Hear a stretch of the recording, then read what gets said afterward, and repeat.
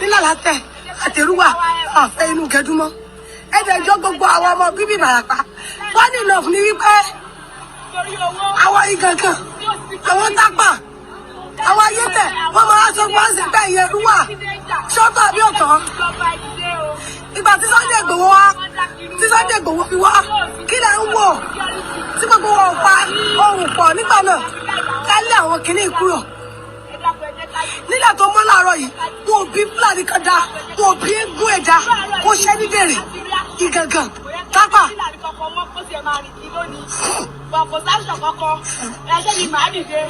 ṣùgbọ́n ogun tí ń jà wá lẹ́ Yorùbá ogun tó ń wogun pé ohun wọn ò ní papọ̀ ohun ò ní jọyọ̀ kan òun logun tó ń jà wá torí tó bá yẹ pé nígbà yẹn gbogbo wa fi ẹnu.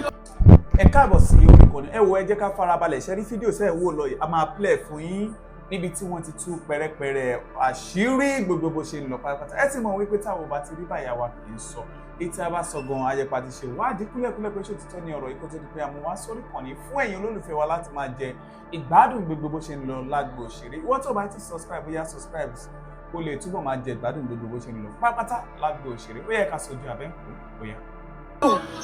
alẹ́ wọn ni nígbà tí Sunday Igboho fẹ́mi ara ẹ̀ lẹ̀ tó rísíkì lábẹ̀ wá kò ní mọ̀lẹ́bí bí ogun tó ń wogun pé ohun wọn ò ní papọ̀ ohun ò ní jọyọ̀ kan òun logun tó ń jà wá torí tó bá yẹ pé nígbà yẹn gbogbo wa fi ẹnu kò alẹ́ wọn ni nígbà tí Sunday Igboho fẹ́mi ara ẹ̀ lẹ̀ tó rísíkì lábẹ̀ wá kò ní mọ̀lẹ́bí bí kò lẹ́bí bí kò ló kán bí kò ní lẹ́bí kò sí investment ẹ̀ ń bí tí wọ́n fi sáré pé mo ló ká òun lára tó wá fọwọ́ sọ̀yà wípé ó ha ọ̀rọ̀ wọ̀nyí ó lè mọ̀ ṣùgbọ́n torí ìfẹ́ Yorùbá tó ní fúnra ẹ̀ ló wá kí la ṣe abùkẹ́sọ gbogbo wa fi ẹnu kò alẹ́ wọn ni nígbà tí Sunday Igboho fẹ́mi ara ẹ̀ lẹ̀ tó rísíkì lábẹ̀ wá kò ní mọ̀lẹ́bí bí kò lẹ́bí bí kò ló kán bí kò ní lẹ́bí kò sí investment ẹ̀ ń bí tí wọ́n fi sáré pé mo ló ká òun lára tó wá fọwọ́ sọ̀yà wípé ó ha ọ̀rọ̀ wọ̀nyí ó lè mọ̀ ṣùgbọ́n torí ìfẹ́ Yorùbá tó ní fúnra ẹ̀ ló wá kí la ṣe abùkẹ́sọ ẹ bá mi ṣe fídíò yìí ẹ jọ̀ọ́ nítorí Ọlọ́run gbogbo àkókò tẹ. Latte environment is under attack now, so we call on all security agents to please come to our aid. People are being harassed, people are being shot. Please, Latte under attack now. Please help. káàárọ̀ ẹ káàsán gbogbo àkókò tẹ bá rí fídíò yìí ẹ jọ̀ọ́ nítorí Ọlọ́run máa ṣe fídíò yìí ẹ ṣe fídíò yìí ó ṣe kókó ẹ ṣe fídíò yìí ṣe rí ẹ jọ̀ọ́ nítorí Ọlọ́run àfẹ́ iná gẹdúmọ́ we don't want iná gẹdúmọ́ nílà látẹ̀ no more inú gẹdú government should come and do something about it ẹ wá jọjú ọ̀rọ̀ nínú gẹdú àti kékeré tí mo ti kéré ni mo ti gbọ́jú bọ́ nínú gẹdú wọ́n nílẹ̀ ìjọba nínú gẹdú ibi tí gẹdú bá ti wà ìjọba ló ní kó tó di pẹ́rọ àwọn kidnappers bẹ̀rẹ̀ kọ́rọ̀ bandits tó bẹ̀rẹ̀ tí àwọn èèyàn bá jíyàn gbé inú gẹdú ló máa ń gbà tí anything bá ṣẹlẹ̀ tó jẹ́ atrocity inú gẹdú ló máa ń sá lọ tó bá dẹ̀ ti lè kó sínú gẹdú yẹn ẹ lè rí wọn mọ́ ní alẹ́ àná sáàárọ̀ yìí wọ́n operate ní inú gẹdú ní ọ̀nà Èrúwà sí Lálátẹ̀ ní alẹ́ àná sí àárọ̀ yìí mi ò fẹ́ tàgì píṣọ̀ yẹn torí Facebook kò gbà ẹ̀jẹ̀ everything kò gbà nǹkan tó jẹ mọ́ ẹ̀jẹ̀ ẹ bá mi share fídíò yìí òun ni tọ́wọ́ pé mo tàgì ẹni wọ́n máa flag fídíò yìí Facebook máa flag ẹ̀ torí tẹ bá rí bí ẹ̀kọ́ ṣe bo ẹni yẹn ní alẹ́ àná láago 9 ni wọ́n operate ń bẹ̀ alẹ́ àná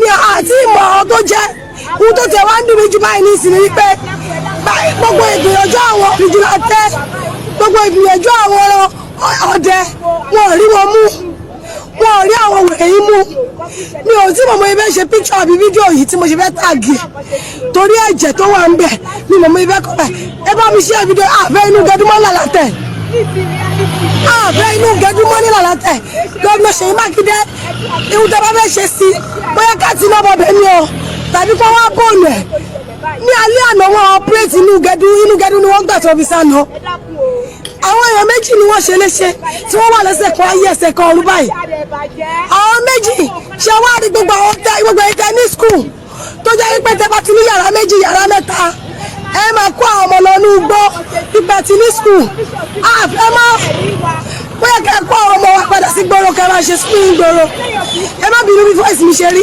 stress tó ṣì wà lára mi kò tí kúrò ń bẹ̀ àwọn yóò dá skul sílẹ̀ ẹ wo kẹ́lẹ́ mọ̀ títì ni mo wà ọ̀nà tó lọ sí Mayare ọ̀nà tó lọ sí Èrúwà lẹ́ ń wò yìí ọ̀nà tó lọ Èrúwà òun lẹ́ ń wò yìí torí ẹ̀ ló jẹ́ kí n bọ́ sí títì torí àwọn ló jẹ́ kí n bọ́ sí títì àfẹ́ inú gẹ́dú mọ́ ńlá látẹ̀ kí wọ́n wá bá wa cancel ẹni sí inú gẹ́dú we don't want it again àfẹ́ inú gẹ́dú mọ́ torí àwọn tí wọ́n ń ṣe inú gẹ́dú mọ́ yìí wọ́n bá wa gbé lọ látẹ̀ wọ́n gbẹ́rù wa àwa la gbẹ́rù wa àwa la ń gbẹ́bẹ̀ èèyàn méjì ni wọ́n ṣe léṣe lálẹ́ àná láago mẹ́sàn-án ṣé lè ti ṣú láago mẹ́sàn-án ni yé lè ti ṣú láago mẹ́sàn-án ilé ò tí ṣú láago mẹ́sàn-án náà àbí tí wọ́n bá ṣe àlọ́bì kan náà tó bá ń bọ̀ yóò ṣe àwọlé wa sùn ni àwọn méjèèjì ní sẹ̀sẹ̀ kọ́ ẹsẹ̀ kan wọn làwọn méjèèjì wà wọn ò dẹ̀ láwọn olórí burúkú imú ṣáàrí gbogbo ayé tẹ́wọ́ gbàgbọ́ òde fúnlẹ̀ làwọn tẹ̀ ẹ wò ó àti lọ́dún yọrí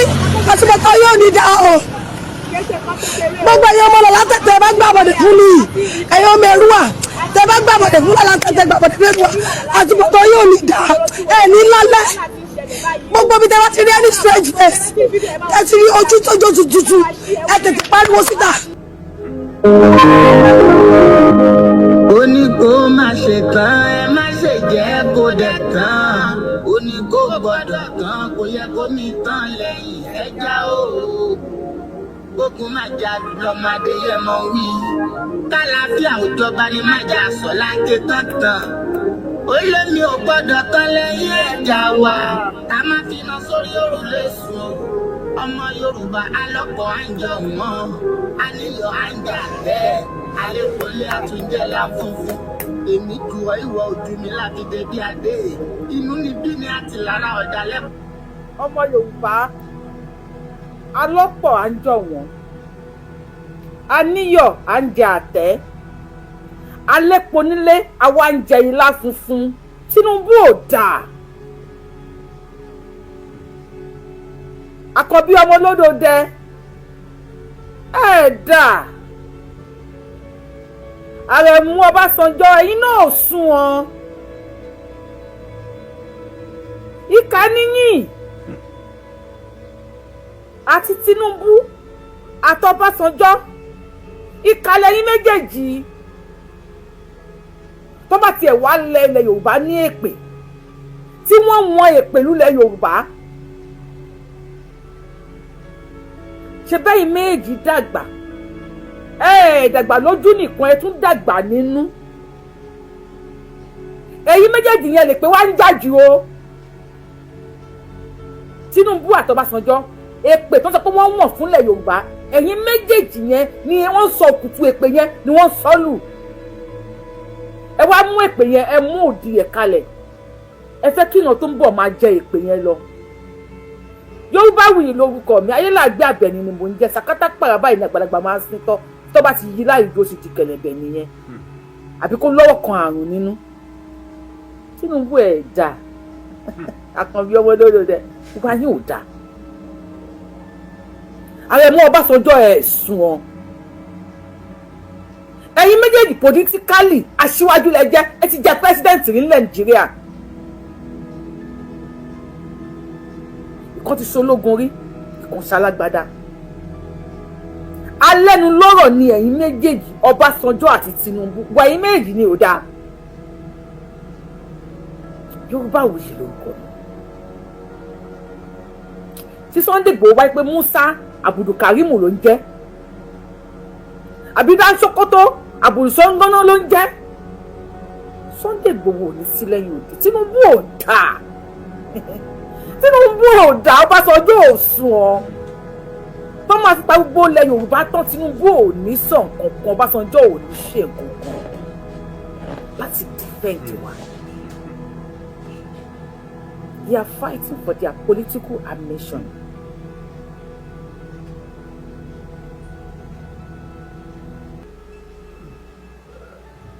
Buhari remove forest guard. Tinubu débẹ̀ kò lè fi sí. Buhari ní kó lọ pa Sunday ọmọ Adéyẹmọ. Orí yọ Àdìsá ó wà ní SI. Tinubu débẹ̀ kò lè pe Sunday Igboho wọlé. Bàbá Ọbásanjọ́ gbogbo táìpù tẹ̀fí ń jáde tẹ̀fí ń sọ̀rọ̀ oneness Nàìjíríà ẹ̀ẹ̀kan tí ẹ̀ bójú wẹ̀yìn wò kẹ́ṣẹ́ ní ògbè wẹ̀yìn wò tó bá yẹ pé lóòótọ́ lẹ nífẹ̀ẹ́ Nàìjíríà tẹ̀wọ́ ò pé èèyàn kan tàbí ẹ̀yà kan tẹ̀kàn wá bákan ṣá wípé ó jẹ́ Yorùbá wọ́n dẹ̀ fún yín ní máàkì ilẹ̀ Yorùbá wọ́n gbé sí yín ní ẹ̀gẹ́ ẹ wo ọjọ́ kan ẹ̀kan tí ẹ̀ jókòó kọ́ máa yín tan ring glass wọ́n yẹ wọ́n bá yín tàn ẹ̀kan tí ẹ̀ sọ̀rọ̀ nípa Sunday Adéyẹmọ Igboho Osha èyí tí mò ń sọ ètò máa ní kí n pẹ̀jẹ̀ nínú yóò sì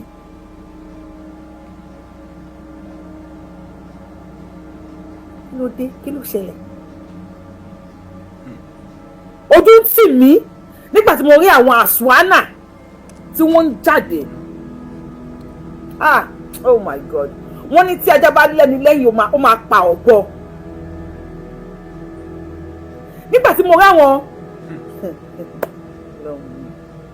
àwọn àsárídòkúnbọ̀ tí wọ́n ṣe fúlẹ́ńgé tí wọ́n protect ilẹ̀ wọn àwọn Hausa forest guard àwọn náà ti jáde mo gbé picture wọn ní bí 4 months ago the video is with me now àwọn náà tún jáde wọ́n tún kẹ́rù jáde pé any Fúlàní tó bá wá a máa ṣubú yín ni a máa ṣu sí yín lára enter mi kí n enter lọ́wọ́ tó jẹ́ kó wà nílé ayé nísìn àgbègbè Nàìjíríà you enter me I enter you you gbé fún mi I gbé fún ẹ ó máa kù sọ́wọ́ tó bá fast jù àwọn Fúlàní ń display pẹ̀lú ọ̀kadà wọ́n kó ìbọn káàkiri nílẹ̀ Yorùbá if you have ẹ bá ti lọ sí page mi láàárọ̀ yìí lórí YouTube Yoruba Wuyi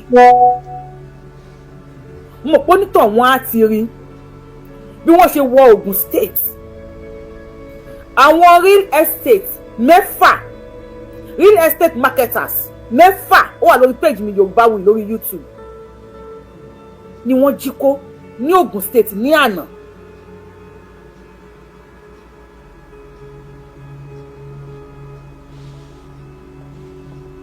àwọn ọmọ yín nìyẹn o àwọn mẹ́fẹ̀ẹ̀fà yẹn tó bá pàdé àdé ní ààyè wọn ò lè pé mọ́ mentally wọn ò lè pé mọ́ torí wọ́n á nà wọ́n wọnú igbó ni wọ́n á nà wọ́n bí ẹni pé Ọlọ́run kan ló dá wọn wọnú igbó ni physically wọn ò lè pé mọ́ lẹ́yìn tó bá ti wà traumatized mentally physically egungun wọn á ti rún sínú ohun tí mi ń ṣe kó tó di pé ó travel tipátipá wọ́n jí gbé tó bá dé kò ní lè ṣe mọ́ wọ́n wá sọ Yorùbá dé aláàbò ara tó máa kógun dé everybody àti di handicap wọ́n sọjọ́ ẹ̀dá tí bá ń wò yín lórí kí ṣe bá ń sọ̀rọ̀ báyìí máa pé ṣé àwọn bàbá wa náà làwọn eléyìí Tinubu ẹ̀yin náà sùn ọ́ kẹ́ ẹ tó débẹ̀ wọ́n ní Buhari ló wà ń bẹ̀ ẹ̀yin ọmọ yìí ẹgbẹ́nu dákẹ́ Buhari á mú yín o á pa yín o á tì yín sẹ́wọ̀n o ẹni máa ròyìn ogun ò ní ikú ẹ̀dá tí ó lágbẹ̀yìn ò ní ìtawọ́ náà àwọn àmọ̀pá máa ròyìn ogun Elédùmarè ò ṣe fi ẹ̀mí wa lé Buhari lọ́wọ́ kí ló wá fún Buhari lẹ́gò kí ló fún Buhari lọ́dá títì kí ló fún Buhari láti máa yan fílẹ́ńgé lórí àwọn ọmọ Yorùbá ìbẹ́yìn bàbá wa lẹ́wà ń sàlẹ̀ rẹ̀ tí náà bá láwọ̀ kò ní gòkè odò ìró Buhari tó ń dún lórí ọmọ Yorùbá ní pọ́nlá ṣé bẹ́yìn bàbá wa lẹ́wà lẹ́yìn ẹ̀ physically spiritually you supported Buhari at the long run Buhari padà jojú Tinubu pẹ̀lú àwọn Fúlàní ṣé wọn ò jojú ẹ̀ ni nítorí pé Tinubu náà jẹ́ èèyàn tó lé ní mi ò ní fẹ́ mi ò ní gbà tó wà lára Sunday Igboho ló wà lórí Tinubu náà ọgbà ti gbá ṣinṣin ó wà lórí Tinubu náà òun náà ti forí gbá BRT ó ṣe takú tì wọ́n lọ́rùn president tó dìlé ní ṣé àwọn Fúlàní fẹ́ kó débẹ̀ and despite everything Tinubu ò ṣe ló gbé wẹ̀yìn wo kò gbẹ̀yìn kó wò wá nílẹ̀ Yorùbá Tinubu ò rí wa so rí wa ni Tinubu tó o bá rí wa ẹni tá à ń wò lẹ́nu oní Sunday Igboho even our politicians now they are now calling Sunday Igboho gbogbo videos kọ́ lèmi máa ń gbé because sometimes when some people talk I don't mi ò kí kàwé wọn kún. When we were talking then, when we were shouting, yelling, crying, they were not muted, even if they don't have what to say. They were busy calling us names. They call us terrorists. Wọ́n fẹ́ dógun sílẹ̀ Yorùbá ni o, wọ́n fẹ́ dáná sun Nàìjíríà ni o, ṣáà là ń dáná sun Nàìjíríà lọ́wọ́ yìí nísìn. Òkúta tọ́mọ̀ lẹ́yìn kọ́ ti padà digun lé mọ́ yín lọ́wọ́. Tinubu ẹ free Sunday Igboho ẹ fún ní account ẹ fún lákàntì ẹ náà tó ní ti kọ́ mi wà bẹ́ẹ̀ fún yín ni ẹ ṣí àkáǹtì Sunday Igboho ṣé kó ti máa jà kó tẹ̀ máa pa Yorùbá lọ lẹ́fẹ́ iye tó máa pa wọ́n kù ọ̀rọ̀ tí náà ní kú ònú wẹ́ tán àwọn tó ń pe Sunday Igboho sí o mo ti gbé fọ́tò Ṣèyí Tinubu síbẹ̀ why tẹ̀ ń pe Sunday Igboho bẹ́ẹ̀ kẹ́ pe Ṣèyí Tinubu. Tí Tinubu bá busy as president Nigeria tí wọ́n ń ṣe wàhálà káàkiri agbésùnmọ̀ méjì kan gbádùn ìlú le wọ́n fìtínà wọn wọ́n fò bí akẹ́pẹ́ Ṣèyí Tinubu. ọkùnrin ni Sunday Igboho ọkùnrin ni Ṣèyí Tinubu náà tókó bá tókó tẹ́pọ̀n bá tẹ́pọ̀n àwọ̀ kan máa ń yí jù kan lọ. gbọ́n ibi tí competition bá ti wà pé a nídìí ọkùnrin ìfọdí pé Sunday Igboho nísìnyí. Mo rẹ́ni tó yẹ pé lára àwọn tó bú mi nípa Yorùbá nation yìí mo gbà tó post mi ò tẹ̀sí mi ò kíní ẹ̀yàn kan sẹ̀ǹdẹ̀ sí mi wọ́n jí ẹ̀gbọ́n bẹ̀rẹ̀ 25 million lórí ọ̀rọ̀ Yorùbá nation yìí náà ló búra sí everybody is now calling Sunday why Sunday Igboho again Tinubu please allow Sunday Igboho to be a father a good father that he has always been to his children.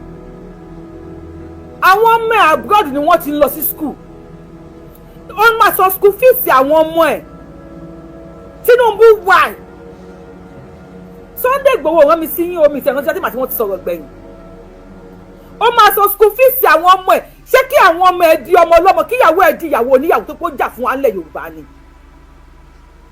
kò síyàn méjì tí èpè ń jà ayọ̀ Tinubu àtọ́básanjọ́ nílẹ̀ Yorùbá.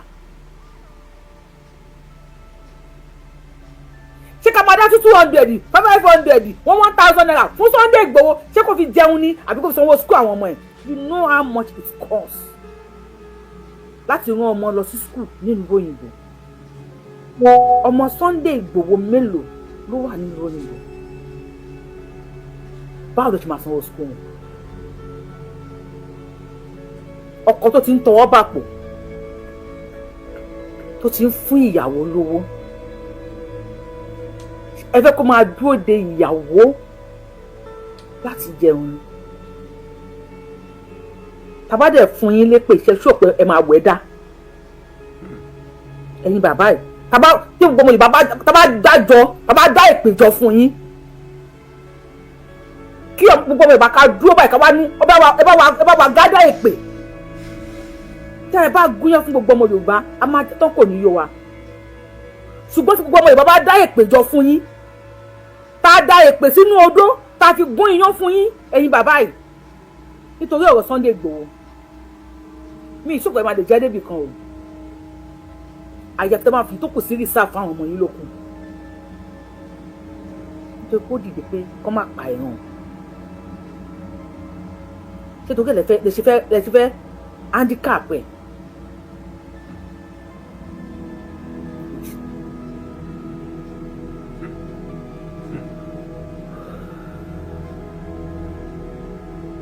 Why are we like this?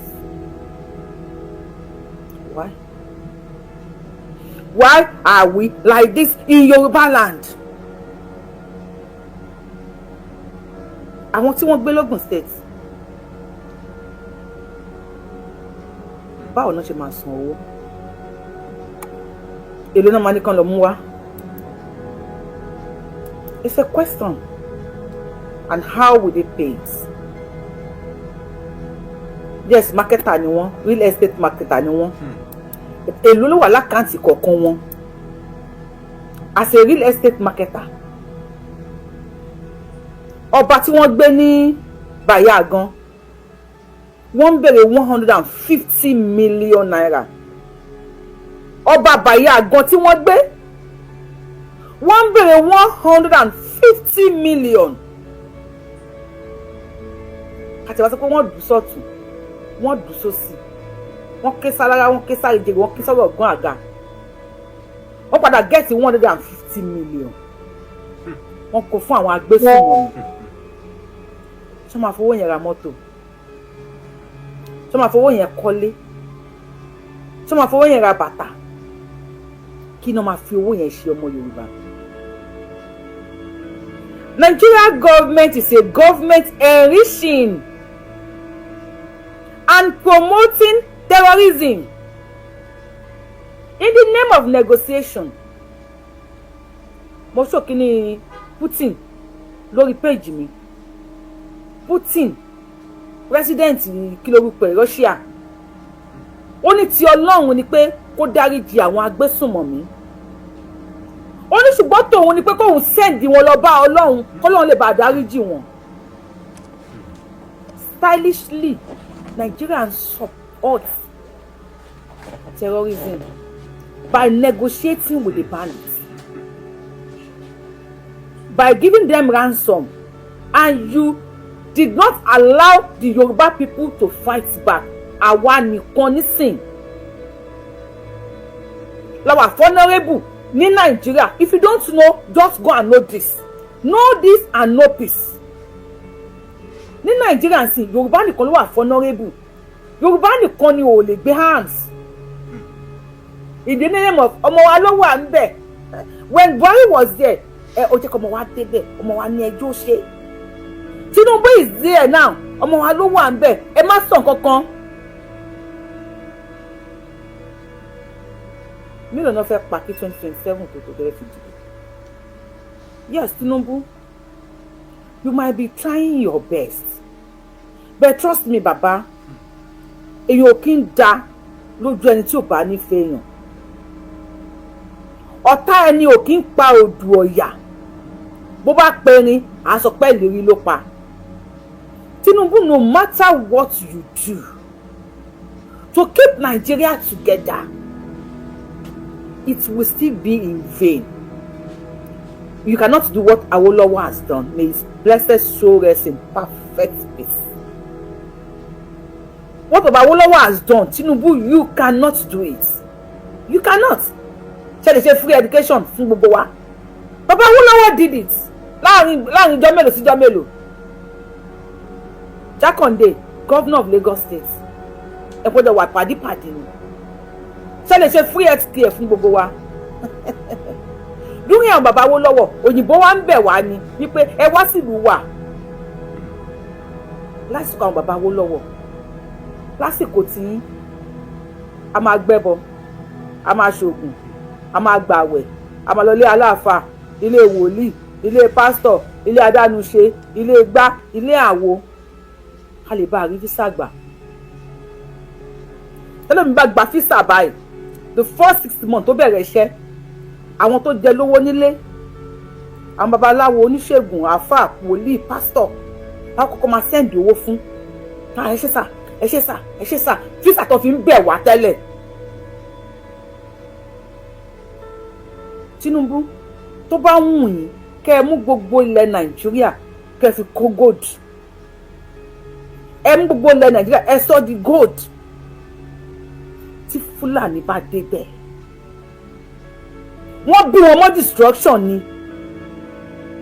Ká bà kan jẹ́, wọ́n bí wọn mọ́ ni. They will still collapse it. And what is the extent?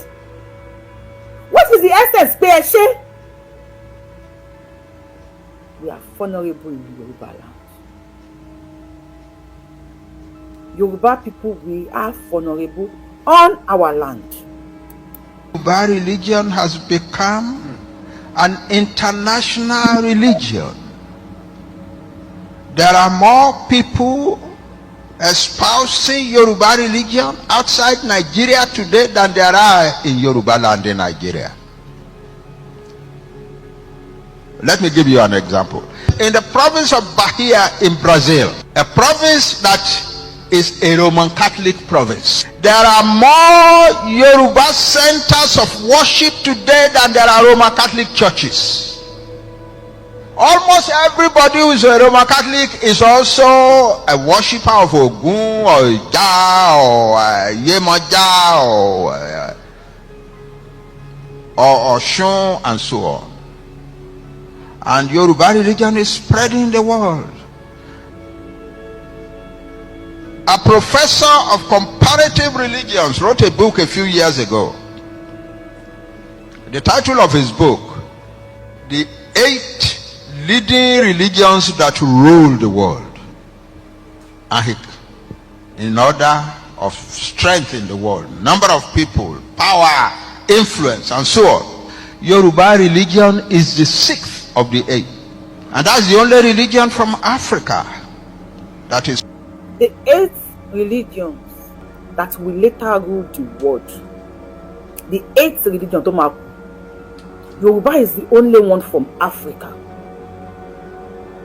When we said àwọn tí wọ́n máa ń rí níta tó máa ń rí wájú, wọ́n ní Yoruba will later rule the world.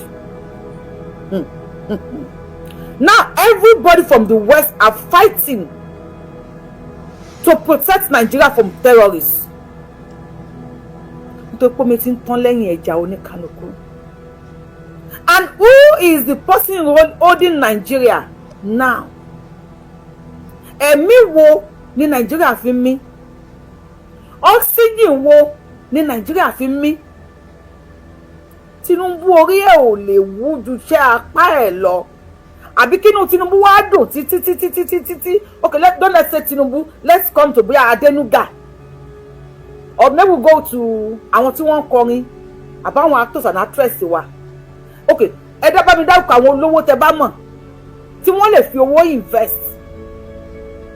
Kínú any one of them wá dùn títí pé orí àwọn wú o ju iṣẹ́ apá àwọn lọ o. Kọ́ wá ní the next thing táwọn máa ṣe ni pé káwọn lọ dá company kalẹ̀ sílẹ̀ Haúsá. Ṣó lè possible? Ṣó lè possible? Kí ọmọ Yorùbá lọ dá ilé iṣẹ́ kalẹ̀ sílẹ̀ Haúsá. Each and every one of them are running down to Yoruba land to establish. That is why they want one Nigeria. They have already invested in Yoruba land. Ilẹ̀ tó kún fún wàrà àti fún oyin. Ilẹ̀ àrídùnnú. Ilẹ̀ àwọn òrìṣà. Ilẹ̀ tó máa dá àgbàdo sẹ́yìn kùlé tó máa yọ ewé. Omi wa òjò wa ò pọ̀ jù. Oòrùn wa ò pọ̀ jù. Tó bá wà nílùú tó bá ní you are from Nigeria, wọ́n á ní from Lagos. Ìlú mélòó ló ní gbogbo àgbáyé? Ìlú mélòó ló ní omi tó wà ní wharf? Apapa wharf.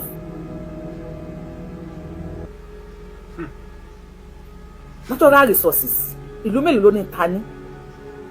Àwọn Fúlàní sọ fún yín pé the gold in Zamfara belongs to the Zamfarans. Àwọn tí wọ́n wà ní Zamfara, àwọn ni wọ́n di gold tó wà ní Zamfara. Wọ́n ṣe lọ kọ́ àwọn brothers wọn wá tí wọ́n pa wọ́n ní Sambisa.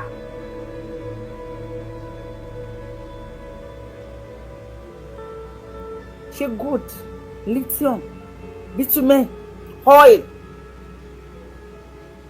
àti bẹ́ẹ̀ bẹ́ẹ̀ lọ tó wà nílẹ̀ Yorùbá, does it belongs to the Yoruba people or it belongs to the Fulani?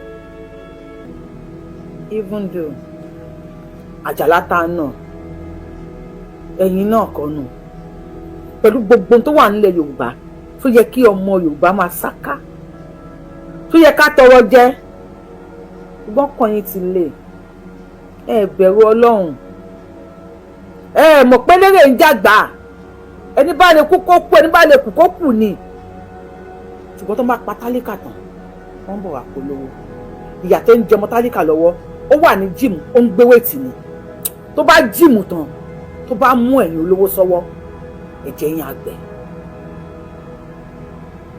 àwọn security tí wọ́n ń tẹ̀lé yín lẹ́nu èèyàn ni wọ́n ẹlẹ́ran ara ni wọ́n o wọ́n lè mú páàsì yín sílẹ̀ tí wọ́n á sán yín ní bàbá ìgbà tí tẹ́ bá ń lọ lójú ọ̀nà kò sí ìyè búra tẹ́ lè bú fúra fún wọn èèyàn ni wọ́n o ẹlẹ́ran ara ni wọ́n ẹ̀rọ ti pé ẹni tó súnmọ́ Kúdí Abíọ́lá ló fa Kúdí Abíọ́lá kalẹ̀ bàbá mi Ọlọ́run bá ń fọ̀run kẹ́ á ní ejò kì í sọ̀yàn láti jìnnàjìnnà tẹ́jọ́ ò bá súnmọ́ ẹ kò ní san ẹ́ àwọn tẹ́ ń wò yẹn wọ́n sì ń bọ̀ fún yín o Yorùbá Wuyi lórúkọ mi mo wíire àbí mi ò wíire gbogbo ọmọ Yorùbá ẹ má bínú pé mi ò kì í. An international religion. Okay, so here we are. We have built all these great things, but we don't know how to handle politics somehow. Because when we start fighting among ourselves, we just keep fighting. And we don't look around us to see what is really happening to us. So today, in the 19th century, we fought wars, and we couldn't stop them. And Ibadan, thank God for Ibadan. The Ilorin people who are not Fulani at all, they were Muslims, but they were not Fulani. They were leading an army to conquer the whole of Yoruba land for Islam. So Ọbásanjọ́, despite pé lásìkò tí yín lẹ gbé history kúrò ní school láti please àwọn ọmọ Fúlàní ká má bàa mọ ìtàn wa àwọn àgbààgbà kan tọ́lọ́wọ̀n ò tí ì pa tọ́lọ́wọ̀n ò dẹ̀ ní kánjú pa àwọn náà ń sọ fún wa ẹ̀ wọ́n ní thank God to the Ìbàdàn people wọ́n ti pé bẹ́ẹ̀ náà lọ́mọ Adéyẹmọ ti jáde ìjà gbòòrò làrùn Ìbàdàn ò ní bá ní ṣọ̀rẹ́ àìkógunjà ni bí ogun ló máa ń ṣe wọ́n nìbàdàn ẹ̀jẹ̀ yẹn ló wà lára ọmọ Adéyẹmọ Tinubu ò jà kò lè fi Sunday Igboho lẹ̀ Ọbásanjọ́ ò sún wọn ó pa history rẹ̀ torí àwọn Fúlàní àbúrò ẹ̀ Tinubu náà lè fi Sunday Igboho lẹ̀ torí àwọn Fúlàní tí n bá ti wá sí Nàìjíríà nìkan gbé mi ṣí ọ̀yìn kí láǹfààní agbára tẹ ẹ ní ó jẹ́ pé àwọn ọmọ tìyín lẹ̀ ń lé fẹ́kùn bàjẹ́ ṣí ọ̀kẹ́lẹ́bẹ̀ pẹ́ẹ́ tútọ́ sí yín lára.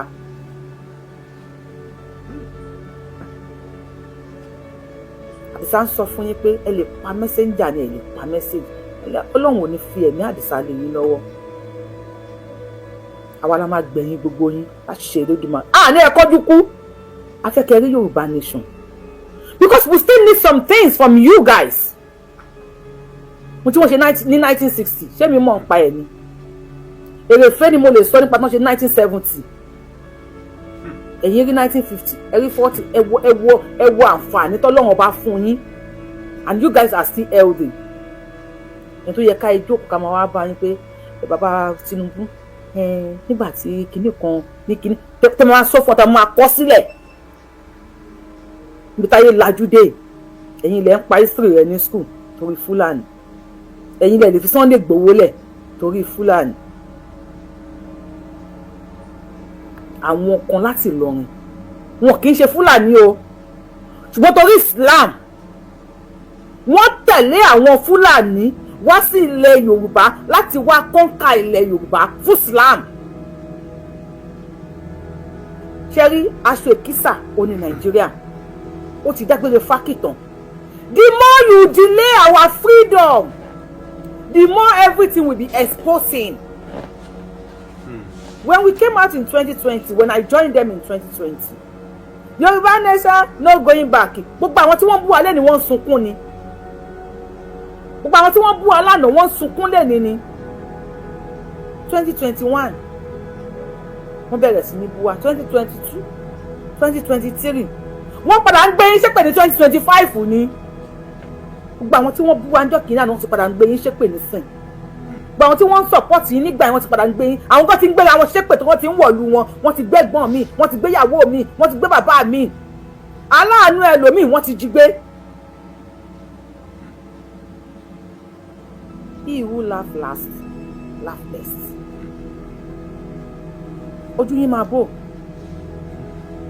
the more tó máa sọ fún àwọn àkànbí alọ́ba ní 2-3 years ago pé tó ń ṣe wọ́n máa ṣe wọ́n máa jiyàn. tó máa sọ fún àwọn MS bàbá olówó Èkó and others gbogbo tí wọ́n ń ṣe nísìn wọ́n á máa ṣe wọ́n máa jiyàn. tó máa sọ fún èmi Yorùbá Wuyi pé màá wà lórí TV màá pariwo kíní kan freedom for Yorùbá nation á jiyàn. àwọn tí wọ́n ń bú wa tí wọ́n ń bà wá jẹ́ wọ́n ti join ní wa. tó bá ṣe wípé àkáǹtì ọmọ Adéyẹmọ ò sí pé ẹ freeze ẹ̀ ni nítorí ìgbàgbọ́ tó ní sí Nàìjíríà ló ṣe kó gbogbo ohun tó ní gbogbo àkáǹtì ẹ ló ṣe jẹ́ kó wà Nàìjíríà ó lè open domiciliary account. Tinubu 21 account ní Buhari gbẹ́sẹ̀ lé. Àkànbí òde wá wò bóyá secretly kásẹ̀ sọ pé òun bèrè àwọn Fúlàní kò wá wò pé àjẹkìn ṣàkáǹtì báyìí fún ẹ ṣàfẹ́ kírípù ẹ̀ ẹni tọ́lọ́run ò lè mú Ọlọ́run ò yí ṣẹ̀dá Olúwa rẹ̀ gbogbo wa là wàlé ayé wa nàjà kí làwa ń wàlé ayé mọ́ ya fún ayé lọ́jà ó ti dáa jù o ọ̀hún ní ibùgbé gbogbo wa o olùgbé ń ṣe tiẹ̀ ó yanjú. ẹ bá rántí ikú Samuel yìí lábẹ́rẹ́ president yẹn bójú mu Tinubu Ọbásanjọ́ àìnítẹ́lọ́rùn ló dá Samuel láàmú o ilé ayé lẹ́rí yẹn gbogbo wa la rí fídíò yìí ara ẹ̀rù bà mí ara mi kámi kùyàn bí ẹni ikán ẹran kámi kùyàn bí ẹni ikán ẹran òdìdí olórí ìlú o àtúbọ̀tán lẹ́rí yẹn o ẹ jẹ́ ká jọ̀gbà yìí fi kọ́gbọ́n kò ní bọ́ọ̀bà àkóso láyéláyé kò ní bọ́ọ̀bà àkóso láyéláyé ẹni tí Ṣàngó àlà tó bá yarí tójú ẹ̀ wọlé kódà bóró ọ̀yà kò lè bá wọn bú àwọn ọmọ Samedo wọn ní gbàkóso president nílùú yẹn láyéláyé wọn mọ tójú bàbá wọn rí gbogbo Samedo kò jọ àwọn tán jọ̀rẹ́ tí wọ́n súnmọ́ ṣé wọn gbẹ́sẹ̀ lé ni àwọn ọmọ Abíọ́lá bá lówó bí Abíọ́lá ò lè náwó bí Abíọ́lá wọ́n ní wọ́n kú tó pé wọn ò rí owó oògùn ẹ̀yin tẹ́jọ́ ọmọ lẹ́yìn Abíọ́lá ń gbà yẹn alpha ṣe rántí àwọn Abíọ́lá mọ́ ẹ̀yin tẹ́ jẹ́ ọ̀rẹ́ Abíọ́lá nígbà yẹn MKO Mọ́ṣúdì Abíọ́lá ṣe rántí àwọn ọmọ ẹ̀ mọ́ níbi tí influence Abíọ́lá Mọ́ṣúdì MK tó dé ní Nàìjíríà tó yẹ kó jẹ́ pé àwọn ọmọ ẹ̀ ni wọ́n wá sọ pé wọn ò rí owó ra oògùn àwọn ọmọ Abíọ́lá wá ń kú níjọ̀wọ́ síjọ̀wọ́ ìjọ̀wọ́ làbíọ́lá kú. What happens to his properties? mo fẹ́ ṣayé mo fẹ́ ṣe dúníyàn ayé wà lọ́wọ́ ẹ̀ ìwọ máa jayé orí ẹ̀ Ọlọ́run ò bímọ ẹnìkan ò bí àmọ́ ọba rẹ̀ bẹ̀sán Ọlọ́run ọba tó sì mẹ́nìkan àfẹ́ni tó bá ń ṣe dáadáa tó sì tún wá rẹ̀ àfẹ́ni tó bá ń ṣe dáadáa òun ló máa rèrè jẹ àtúbọ̀tán lẹ́rìí yẹn ìtẹ́ bá fẹ́ pè wọlé ẹ pè wọlé ẹ má bínú mo ti wọnú ọ̀rọ̀ jù lẹ́nu àbí ẹ má bínú bá fẹ́ pè wọlé ẹ lè pè wọlé ẹ má bínú ẹ kí mi káàbọ̀.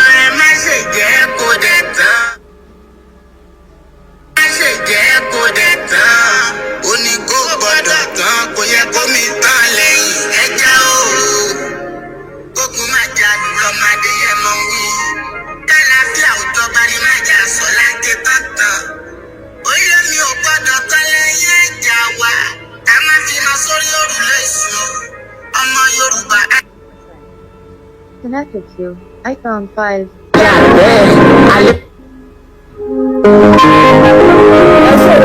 ó ní kó má ṣe tán ẹ má ṣe jẹ́ kó dẹ̀ tán ó ní kó gbọ́dọ̀ tán kò yẹ kó ní tán lẹ́yìn ẹja.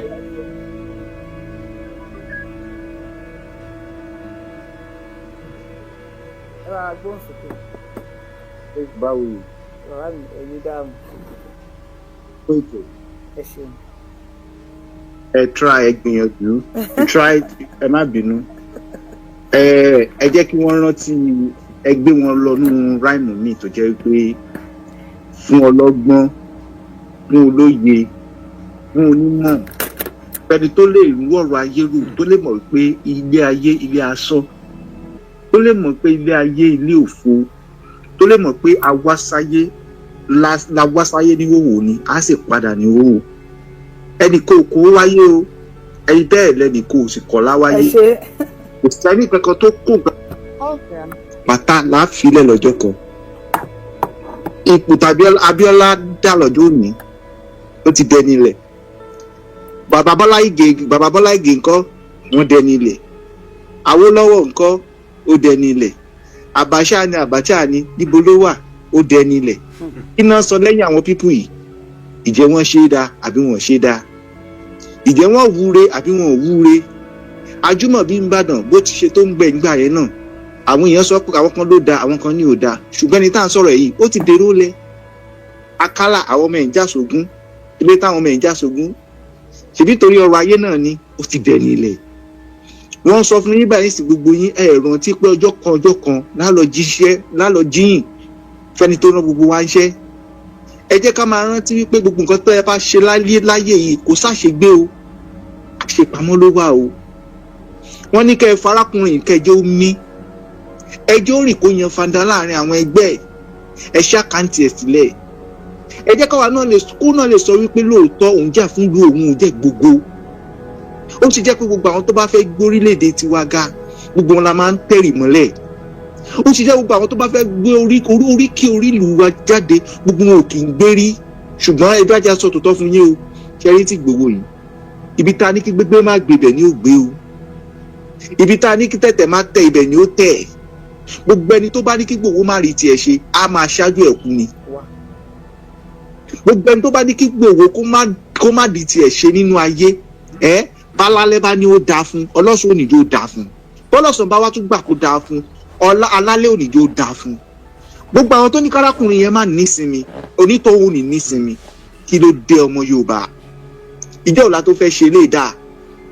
Kí ló dé ọmọ Yorùbá tó jẹ́ pé àwa yìí náà ló jẹ́ pé a jìra wa lẹ́sẹ̀ títí àárín nǹkan gidi ṣe fúnra wa mọ́. Bá a rọ́ mẹ́lòmíì tó ń gòkè báyìí ìjì ká fọ̀rọ̀ ẹnu bàjẹ́ tàbí ká mú. Wọ́n ń pa wá lọ́tún wọ́n ń pa wá lọ́sì. Ẹ wo tó ṣẹlẹ̀ bẹ́ẹ̀ sọ ẹnìkan ló dìde fún wọn Port Harcourt ó jẹ́ ìṣe nọ́mà fún wọn. Wọn rí ènìyàn kankan sọ fún wọn. Ẹnìkan ló ń gba ẹnu sọ fáwọn agbésùmọ̀mí yìí ìjọba orí kankan ṣe fún. Bó tiẹ̀ jẹ́ pé wọ́n digbé lásán, bó bá jí ẹni tá à ń sọ ìgbégún mi tán bá digbé láàrin ìṣẹ́jú kan àwọn Fúlàní ìyá bọ́ síta wọn á gbógun. Ó ti jẹ́ pé nígbà tó jẹ́ pé wọ́n mọ́mọ́ tiwa tán sọ pé kò lè wọ̀lú bàbá rẹ̀ àárí ọmọ Yorùbá kankan ó sọ̀rọ̀ ó wá dì sí gbogbo wa wá pariwo Ìgbòho ló lè ṣe o, Ìgbòho la fẹ́ o. Yorùbá ó ní Yorùbá rororo bí iná alẹ́, Yorùbá rororo bí omi òkun, Yorùbá bàbá ń ṣe bàbá la jẹ́ ṣùgbọ́n tí ń sọ wá dẹrú nílẹ̀ ẹ̀wà èèyàn Yorùbá. Ẹ dìde ẹja ronú, ẹ dìde ẹ fáìjì fún máa yí kí gbogbo wa bọ́ síta ká bọ́ sórí títí ká tẹ́kọ́ yé wọ́n pé ìyá tá jẹ ti tó. Wọ́n ti ń pa àwọn èèyàn wa jù, wọ́n ti wà árín wa, àwọn ìjọba ò rí tiwa rò mọ́. Wọn ò rí tiwa rò fún ìṣẹ́jú kan mọ́, wọn tiẹ̀ mọ̀ pé yàrá ẹ̀ sísìtì mọ́. Àwa la lè gbára wa lásìkò yìí, àwa gángan fúnra wa la lè dìde ká gbára wa. There is no human being that want to save us in all this mess. Kò sẹ́ni tó fẹ́ gbà wá, àwa la máa gbára wa. Ẹ dìde, ẹ má jẹ́ ń pa ọ̀rọ̀ wa run. Ẹ má jẹ́ kó sọ pé once upon a time ìlú kan wà tán pé ilẹ̀ Yorùbá, ẹ má jẹ́ ó jẹ́ pé tiwa. Yorùbá ẹ dìde. Ẹ̀yin ọmọ alálẹ̀ Yorùbá ẹ dìde. Bá a ṣe ń gbé sókè làwọn kan ń fà wálẹ̀, ẹ má jẹ́ ń fà wálẹ̀ mọ́ yín lọ́wọ́, ẹ jẹ́ ká dìde ká gbára wálẹ̀ báyìí. Àsìkò tá a lè ṣeré, àsìkò tá a lókun. Ẹ má jẹ́ káwọn ọmọ wa kán máa fi èdè wa pìtàn fáwọn ọmọ wa. Báwọn bàbá rẹ èdè tí wọ́n sọ ń gbà yẹn rèé. Ẹ má jẹ́ kó rí bẹ́ẹ̀. Ẹ̀yin ọmọ Yorùbá ẹ dìde. Ẹ jà fún arákùnrin kó lè bá dìde fún wa. Lóòótọ́ ni gbogbo èèyàn sọ pé òun nìkan ló lè gbà wá, òun nìkan náà kan ló lè ṣe. Tó bá dìde àwọn kan náà dìde tẹ̀lé lẹ́yìn ni. tó bá sílẹ̀ àwọn kan náà gbéra láti tọ́ pé àwọn fẹ́ dìde fún ni ẹ jọ èèyàn ọmọ Yorùbá ẹ má jẹ́ kí ìrànwọ́ parẹ́ wọ́n ti pa àwọn èèyàn jù nílẹ̀ Yorùbá ẹ jọ ẹgbẹ́ mú bẹ́ẹ̀ ẹ dìde èèyàn ọmọ Yorùbá o Yorùbá Wuyi nìkan ò lè ṣe o àwọn dáfíìmù náà ò lè ṣe o ẹ jọ ẹ dìde já fáìtì fún bàbá Ìgbòho Ọlọ́run á ràn gbogbo wa lọ́wọ́ ẹ kú ètò Yorùbá Wuyi.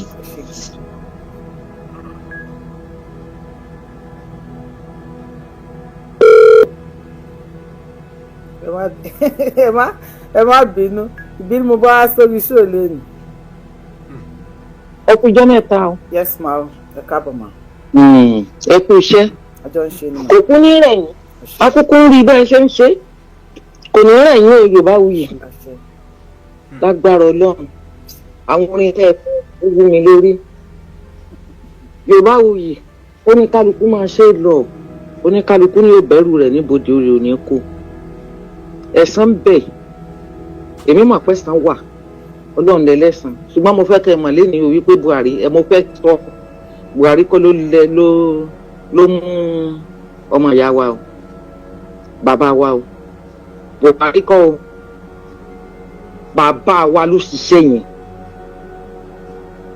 nígbà tí Buhari wà lórí oyè tí Buhari bá sọ fún tó bá fẹ́ mú un tí bàbá wa ò bá lọ́wọ́ sí i wọn à lè mú un nítorí pé bàbá wa dẹ̀ ti ń ṣe kátó ẹ sọ lẹ́nu pé ẹ̀san á tẹ́ níjọ́ kan tí àwọn bá ṣe tí wọ́n bá jẹ lọ tí wọ́n rántí àwọn ọmọ wọn lẹ́kùn kí wọ́n dẹ̀ tó lọ ohun àpọ̀lọ́ wọn á ṣèdájọ́ mo máa fẹ́ dá sọ́rọ̀ ṣùgbọ́n ẹkún máa ń gbọ̀n mí wọ́n lóye Sunday Igboho orí kéèyàn jìyà lórí àwọn èèyàn kan wá máa fi ibi sú a máa dùn mí ní ìtòdè jẹ́ pé àwa gan ń jẹ lára àyà yẹn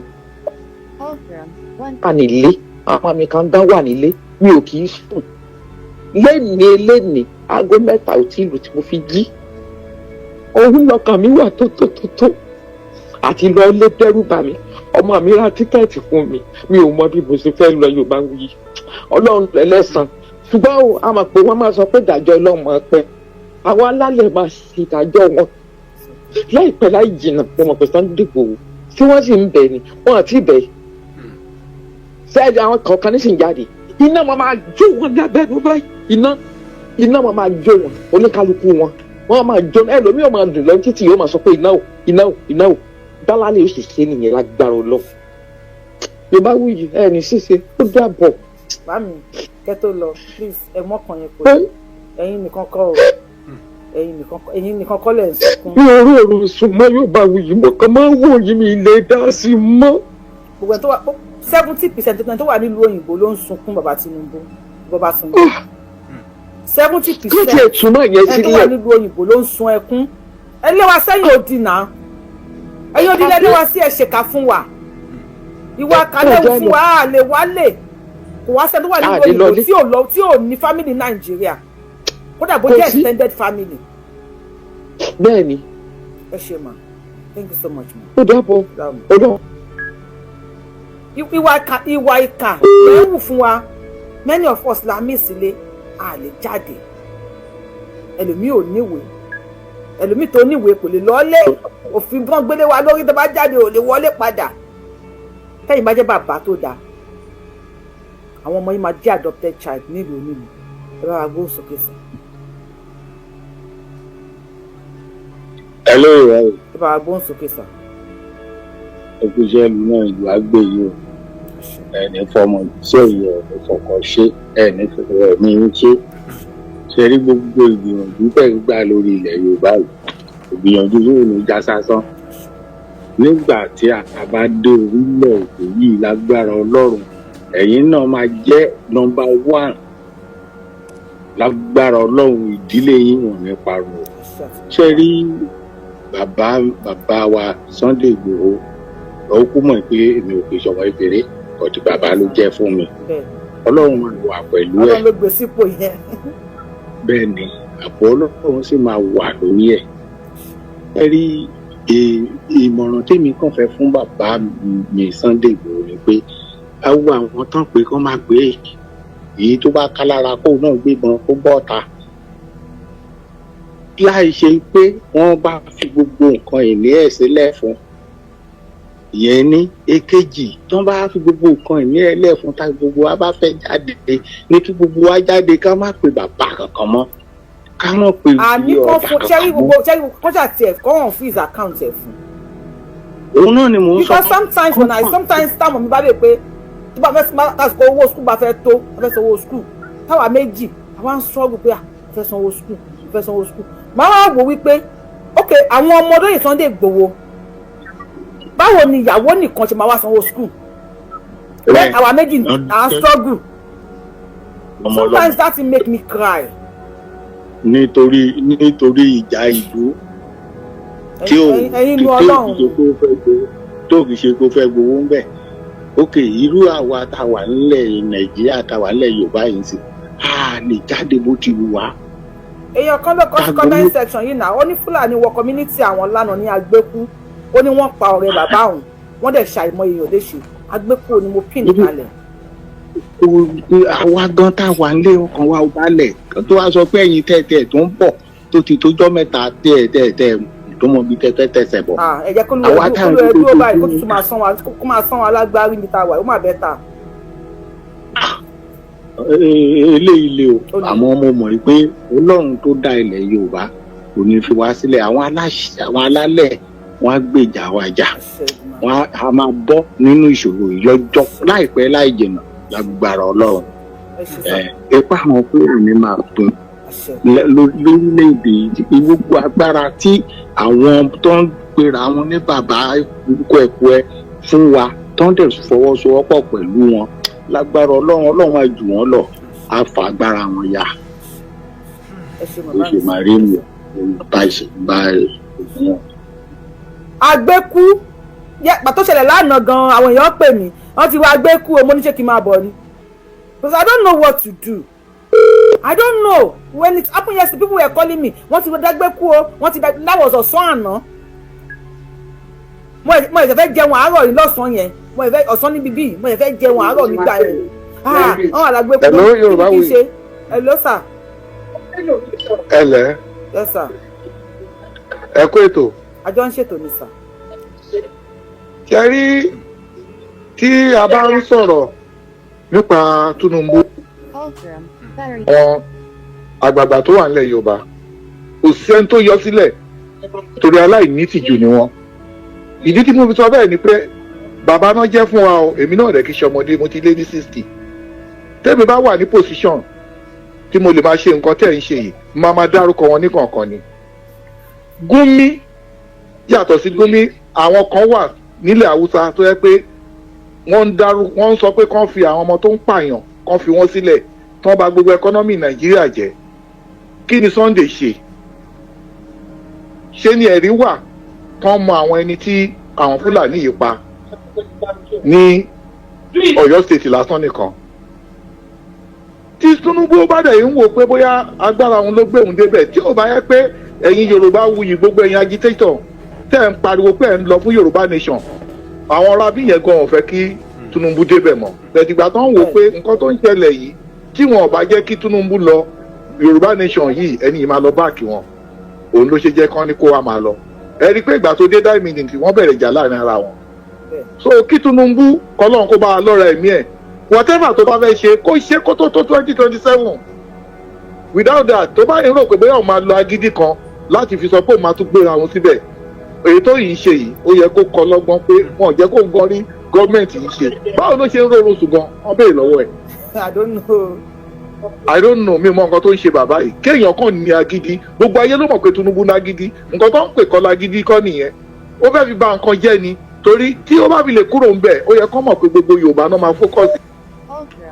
Ọlọ́run Elédùmarè lọ́jọ́ ìní abá dúró tì yín o Yorùbá Wuyi ẹ gbìyànjú fún wa ẹ pẹ̀lú àwọn obìnrin ní ilẹ̀ Yorùbá tá a máa fún ní oyè gidi ẹ̀yin lẹ yọ wá àtọlọ́run tí ò bá jẹ́ yín wọ́n ti kó gbogbo wa lẹ́rù náà wọ́n ti kó gbogbo wa lẹ́rù from A to Z àwọn àgbàlagbà wà níbí báyìí wọn ò lè lọ sílé àwọn ọmọ wọn fẹ́ lọ sílé àbó òye yín sìn bẹ́ẹ̀ ìgbà tó bá ń gbọ́ròyìn ìlú lọ́hùn yẹn ẹni kálukú kan ń páyà ni ṣé kò tó bẹ́ẹ̀ kò jù bẹ́ẹ̀ lọ Nàìjíríà wọn ò rí nǹkan kan torí kò síná wọn ò rí news gbọ́ àwa tá a dẹ̀ wà ń bíbá yìí bọ́n yàgbẹ́ a máa gbọ́ bọ́n tọ̀ a máa gbọ́ a dẹ̀ ń pass gbogbo information yẹn bàbá tí ò bá tẹ̀ gbọ́ information kò dẹ̀ sọ fún àwọn àmọ́ nǹkan tó ń ṣẹlẹ̀ pẹ̀lú ẹ̀ náà wọ́n máa ṣe tí kòkun ni. àwọn Fúlàní ẹ wo nǹkan tó ń ṣe fún Nnamdi Kanu wọ́n ṣẹ̀ wá ń regret nsìn so ṣé ìyẹn náà ó dìgbà tóun bàbá bá tẹ lórí ọ̀rọ̀ Sunday kó tó ṣẹ̀ wá mọ̀ pé àbùkù ti dé ṣé láàyè ń bẹ̀ tó bá yá nsìn á máa kan lábùkù ni àní sọ pé bàbá wa mọ́ lójú wọ́ọ̀sì ẹ̀ bẹ̀tọ̀ ọmọ yẹn pààyàn kò fàdíyà kò ṣe kidnapper àwọn èèyàn ló kó bọn kiri tí wọ́n ń ṣorí burúkú yìí kò sí yẹn nu ti Sunday so ẹ kó ètò Ọlọ́run bá mi dúró tì yín o pẹ̀lú ògbọ́n. àwọn ẹ̀yin èèyàn mi ṣé àwọn Fúlàní ṣé ẹ ṣúọ̀ pé lóòótọ́ ni wọ́n regret nǹkan tí wọ́n ṣe fún Nnamdi Kanu àbí wọ́n play propaganda láti pawọ́pọ̀ ní Yorùbá lórí ẹ bá wa gbóhùn sókè sá. ẹ kálẹ́ o gbogbo ilé ni mo kí o ẹ kú ètò ìyá mi múlíká mo kí gbẹ̀yìn tẹ̀ ń kí mi o. ẹ kú kìlú kó lè dá o lágbára Ọlọ́run ọba màámi Ọlọ́run á jẹ́ kọjọ́ yín pẹ́ o ẹ níyàn kú o ọ̀fà kò ní kọ̀ yín kò ní ká àwọn ọmọ yín o RIP wọn ní fi ṣe píṣọ gbogbo wa ní ìtókù kí ọdún yìí kó fi parí o agbára Ọlọ́run ọba o ẹ kú ètò ẹ kú kó lè dá ẹ kú ìfọmọ ènìyàn ṣe lágbára Ọlọ́run ọba nǹkan nífẹ̀ẹ́ ilẹ̀ bàbá yín tẹ nífẹ̀ẹ́ ilẹ̀ ìyá yín ẹ̀yin ò ṣe kẹ́ ẹ lo pílátífọ̀mù yín láti fi máa wá èrò láti fi máa sọ̀sọ́kúsọ ibẹ̀ làwọn ayé lọ ń bò sí èmi máa ń sọ mo dẹ̀ máa tún máa sọ lọ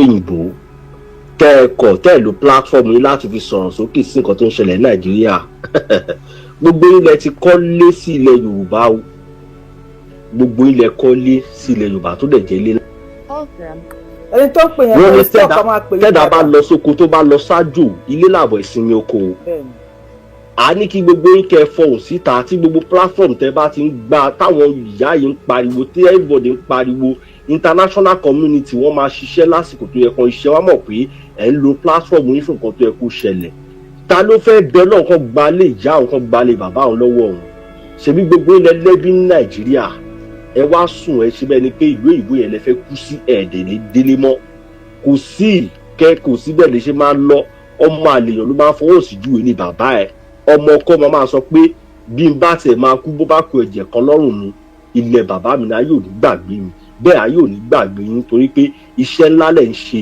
gbogbo ẹ̀yin tẹ́ gbójú yín jáde tẹ́ ń fi ohùn sọ̀rọ̀ sílẹ̀ Yorùbá nǹkan yóò ní bàjẹ́ lágbára Ọlọ́run ìtàn rẹ̀ nígbàgbé yín láṣẹ Èdùmàrè kí wá sọ̀rọ̀ síbi tó yẹ kí ọ̀rọ̀ lọ ṣe rí gbogbo àwọn àgbààgbà ilẹ̀ Yorùbá ẹni bí ni gbogbo wọn ti ń pọnmọ́re balùwẹ̀ màmá ṣe rí téèyàn bá wù nǹkan tó ń lọ lórí social media tó bá ń sọ̀rọ̀ wọn àgbà ilẹ̀ Yorùbá kò yẹ kéèyàn kan jáde pàgbà làwọn ojú gbà mí tì fún àwọn àgbà wa nílẹ̀ Yorùbá àwọn kan ń gbọ́ wọ́n halẹ̀ mọ́ wa lórí ilẹ̀ bàbá wa àwọn kan ní Gúnmi tó ń ṣàgbédegbà tí ò bójú kí ni olóyè Sunday Igboho ṣe tó wọ́ọ̀sì tó nǹkan tí àwọn Gúnmi ṣe Gúnmi sọ pé kẹ́ ẹ bá negotiate kọ́ máa pa àwọn ọmọ yín lórí ilẹ̀ wọn àwọn tó ń ṣe tó ti ń pa wọ́n bàbá wa Ọba Ọọ̀ni of Ifẹ̀ olórí ládéládé bàbá torí ẹ give àwọn speech kan ní àwọn interview tẹ́ ẹ ṣe tó pè yín sí lórí kíní tẹ́ ti ṣe interview tó ṣe interview fún yín ó ti yé wa pé ẹ pẹ̀lú ọmọ ẹ support kí ilẹ̀ Yorùbá kó dá dúró ó ní pé kó máa pa wá lẹ̀ Yorùbá tẹ́yìn bá ti ń jẹ tẹ́ bá ti wà òkè ẹ̀yin ò rí bẹ́ẹ̀ ṣe tó nìsinmi ṣé gbà tẹ́ fẹ́ gbóró yẹ bàbá wa ṣé bẹ́ẹ̀ ṣe rí nìyẹn ọkọ̀ tí yín ti balẹ̀ ẹ ti jẹ owó ìlú ẹ ti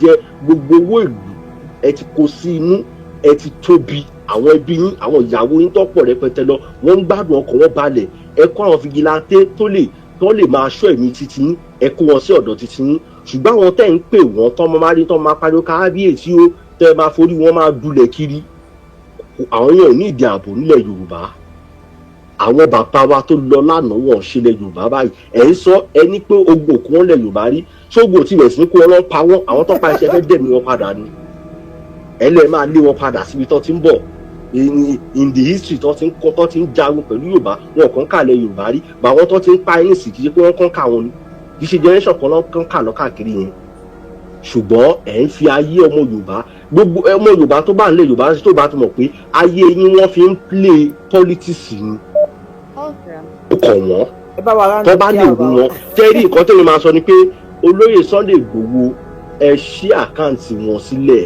wọn ò ṣe nǹkan kan o wọn ò jalè o ẹ yé pa wá mọ́ ni wọ́n kàn sọ o so ẹ̀dẹ̀ tá a dẹ̀ máa bẹ̀ yín wọ́n ní tó bá ń lo ọmọ èèyàn lójú yàn tí bàbá yẹn ò bá lè sọ̀rọ̀ á jẹ́ pé bàbá yẹn ò ṣe bàbá dáadáa ẹ kú ètò ìyá mi ò ní sọ di.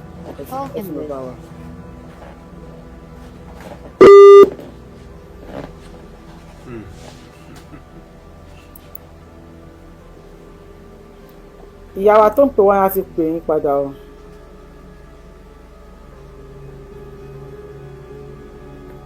a ti pè yín o ìyá tó ń pè a ti pè yín o. àwọn máì tí wà jẹ́ ká pe àwọn tó kàn nù.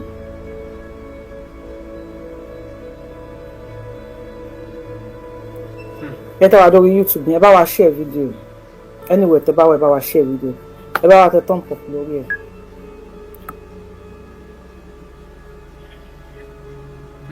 ẹ ká sùn mọ́. ẹ kú dédé àsìkò ìsà. TikTok ó yẹ send request kí n gbé èèyàn wọlé bí àwọn èèyàn lè dúró lórí TikTok I don't know ẹ bá gbóhùn sókè sí. Yorùbá Wuyi ṣe rí ọ̀rọ̀ pọ̀ tí èmi fẹ́ sọ ṣe rí nígbà míì wà ṣe rí bàbá Ọbásanjọ́ ṣe mọ̀ pé àwọn máa ń dóde pé ẹ̀kan máa bẹ̀ àwọn wọ́n máa ń sọ̀rọ̀ àwọn dọ́lọ́hùn ni òun ló ṣe jẹ́ pé bẹ́ẹ̀ ṣe ń wò wọ́n yẹn òun rò pé àwọn ti láyé lẹ́nu wọn ò rò gbẹ̀yìn àwọn bá yé àwọn ṣe fẹ́ rí. mo kọ́ ẹ̀kọ́ kan nínú ọ̀rọ̀ tẹ́ ń sọ yìí. ẹ ṣe ń kó that was a mistake à ń gbọ́ yín sà. ẹ̀kọ́ tí mo kọ́ lórí ọ̀rọ̀ Abíọ́lá purọ́ Kọ́lá Abíọ́lá Dovin Estate ló ń gbé lẹ́kọ̀ọ́ mo wà ń bẹ̀ níjọ́ tí wọ́n ń bi Kọ́lá Abíọ́lá lówó security pé kò ti sanwó security omi bọ́ lójú mi ni. wow Kọ́lá Abíọ́lá Ọlọ́run tí mo sì mo fi búra fún yín a lọ ṣiṣẹ́ nínú estate yẹn I was coming out làwọn security ń drag ẹ̀ pé kò ní bọ́tà mo sun ẹkún ẹ jẹ́ ká wá wo bí ayé ṣe lọ ẹ̀kọ́ ńlá nílé ayé yìí o kí la mú wá kí la máa mú lọ ọ̀rọ̀ tí mò ń sọ yìí mi ò fẹ́ sọ sí public bọ̀ torí pé mẹ́nu bà ìdílé yẹn ni mo fi sọ̀rọ̀ yìí Olóyè Sunday Igboho máa wòran tá bá ti lè nígbàgbọ́ pé kò sí ní ta mú wá kò sí ní ta máa mú lọ ṣé kò jẹun látijọ́ yìí ni ó ń jẹun ṣùgbọ́n Olóyè Sunday Igboho ti kọjá ẹni tá máa ní ká máa dá 10 naira 5 naira fún.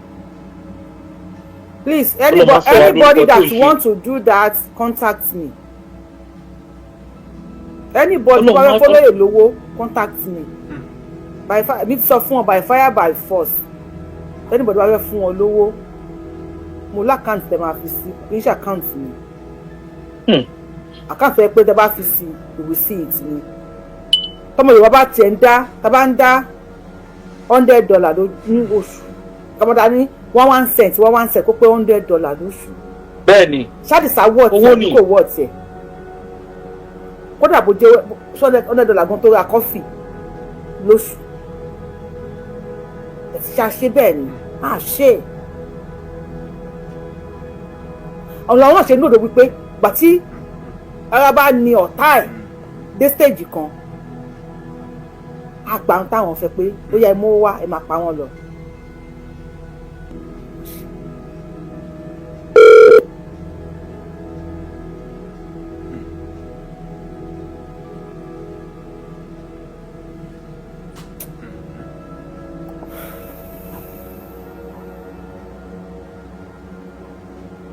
èyí tá à ń pẹ́ tá bá ti pè yẹn jọ tó gbé lẹ́mọ́ bá wa gbé kọ̀ lọ́wọ́ kan ẹ jọ̀ọ́ mo fọlọ́run bá gbé yín ẹ bá wa gbóhùn sókè sàn. Ẹlẹ́jàre àǹtí Yorùbá Wuyi. Yes sir, yes sir. God bless you ma. Sẹ́ńdá ti New York ti rí snow lọ́dọ̀ yín àti rí bíbá yìí o. Àti rí snow bẹ̀ tó tútù yẹn pọ̀ gan. Ẹ máa ní snow lọ́la. Wà ní focus.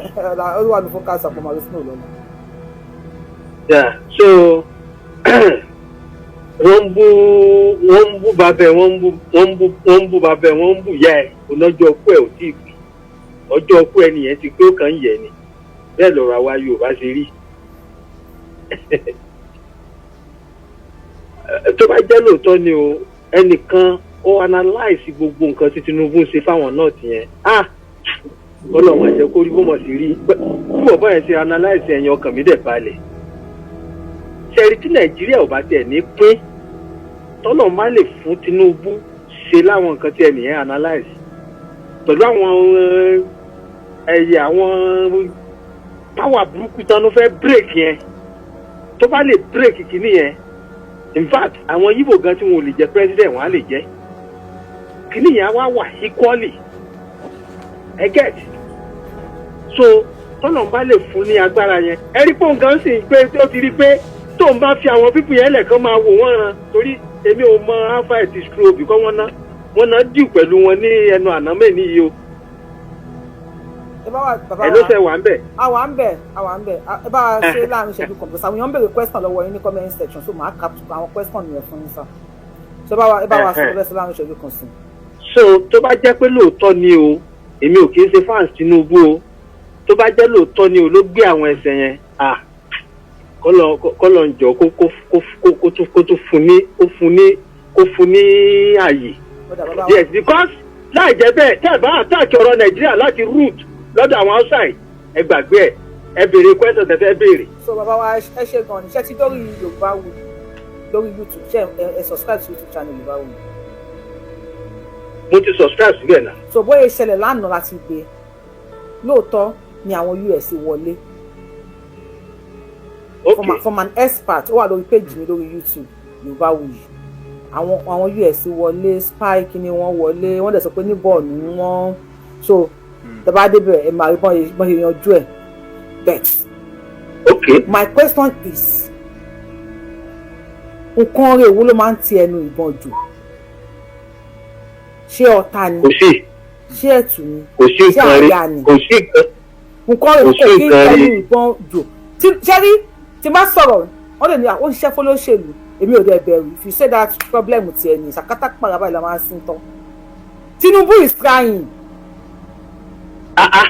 ẹbí ló ló ń jẹ àti Yorùbá ẹni sùúrù mo ṣe máa ń lo gbólóhùn pé you cannot be good enough for ẹni tí kò bá láìkè ọ̀tá ẹni ò kí ń pòdù ọ̀yà tó bá wù Tinubu kó try títí kó mú Nàìjíríà kó sọ di gold country káwọn máa rìn lórí gold ọkà bí wọn sílẹ̀ òbóró ni bàbá Gúnmi ṣẹ́ẹ̀kì Gúnmi tẹ̀ ń wo ìwọ̀n kọ́ ni Gúnmi o bàbá ẹ̀ ló ń jẹ́ bẹ́ẹ̀ ẹ lọ ka ìtàn bàbá Gúnmi ẹ wá ka ìtàn bàbá Gúnmi kẹ wá fi ìtàn Gúnmi kún ọmọ Gúnmi ó wá ìṣẹ̀ tún finish ní NDA school ni ọmọ Gúnmi tó ti wà ní gangan so tó bá mú Tinubu kó mú Nàìjíríà kó sọ di pé kó máa rìn lórí gold kó lọ́dún mẹ́rin kó lọ́dún mẹ́jọ ó wọ́n padà kó lórí ẹ̀.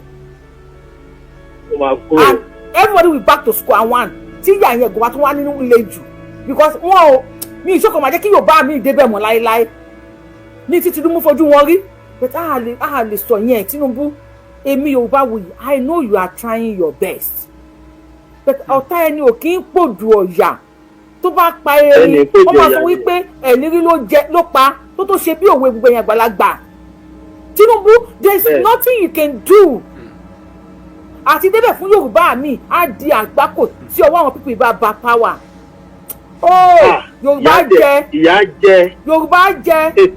Yorùbá jẹ sọlá bí sísàdóró yà because kì í ṣe Yorùbá nìkan o bàbá mi Yorùbá nìkan ni àwọn Haúsá ẹ̀rọ àwọn ọmọ ọmọ ṣe ń kọ́ àwọn ọmọ jáde àwọn Niger Delta ṣé Tòǹbòlò ni ṣé Tòǹpólò ni ṣé Àsàrídòkúnbọ̀ ni ṣé Dẹ́sí wọ́tà ni àbáwọn ewo táwọn yẹn kó jáde pé wọ́n lè sọ pé táwọn kó jáde gan wọ́n ní nursery làwọn sì kó jáde wọ́n láwọn ò tí ì kó primary jáde wọ́n ní secondary school wọ́n ní secondary wà nílẹ̀ wọ́n láwọn tún níbi táwọn káwọn university sí wọ́n ń dárúkọ àwọn ìbọn kan tó yẹ pé ẹ̀gbọ́n mi kan tó jẹ́ sójà ó ní these people have this kind thing ẹ lọ wo dirty water now general asabuja ẹ lọ wo àwọn kan tó ń sọ ṣùgbọ́n ilẹ̀ yorùbá bàbá mú ọ̀bẹ tó fi ń gé pẹ́nápù dání wọ́n ní ọmọdé mú ọ̀bẹ dání o àwọn bàbá ló kọ́kọ́ bọ́ta àwọn bàbá wa ló máa kọ́kọ́ bọ́ta you cannot be gone orí ibú òyìnbó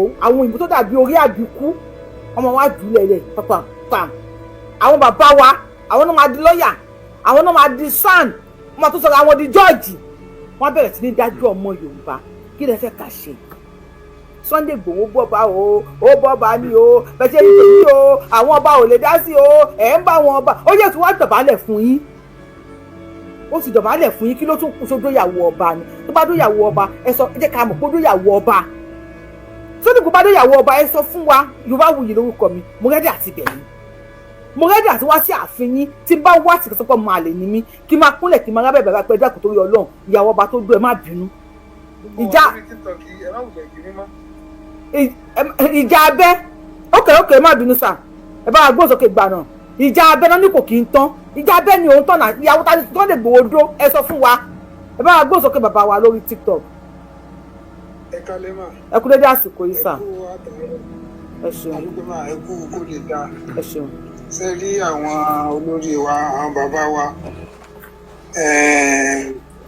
ká gbọ́dọ̀ sọ pé ibi tí wọ́n ti ń jẹ ni òun ló fà á tí òjì kan fi sọ̀rọ̀ ẹ̀yin wo àwọn Yíbò nísìn ẹ̀wù wọ́n ti ń ṣe ṣe nígbà tí Sunday Igboho tí wọ́n ń lọ sódà àwọn lọ́balọ́ba ní èrò ọkàn tèmi bíi wípé gbogbo tí wọ́n ń ṣe ẹbí kó rí ahọ́n lásán ni wọ́n ń sọ lé lórí ẹ̀yin gbogbo tí olóyè mọ́jà sódà gbogbo tí wọ́n ń sọ sí kò wá rí bẹ́ẹ̀ nísìn báyìí kó àwọn mo sì wà yìí ládùúgbò wà yìí máa fi ń sọ̀rọ̀ pé ṣé rí báyà bí rí ìgbé tí Sunday Igboho tẹ́ ń pé tẹ́ ń pariwo òun ní ń ṣẹlẹ̀ nísìn báyìí sẹ́yìn náà rí ẹ wá àwọn bàbá wa tó jẹ́ àwọn lọ́balọ́ba ògbọ́n wa dákẹ́ gbogbo bí wọ́n sì lè bẹ̀bẹ̀ tó lè ṣe kílókọ rẹ̀ wọ́n wá ń wúra ẹ dákun tí ogun bá jọ ṣe mítìn ní ká tí wọ́n jọ ṣe mítìn tí ogun wọn panu pọ̀ tí wọ́n sọ̀rọ̀ ká sí gọ́ọ̀mẹ̀ntì ó sì kankan fún wọn ni àbí fún ọdún yìí lẹ́ẹ̀kan náà ni tẹ́mílẹ̀ wọ́n ní nǹkan kan tí ń bẹ lábẹ́lẹ̀ rẹ̀ tí wọn ò lè sọ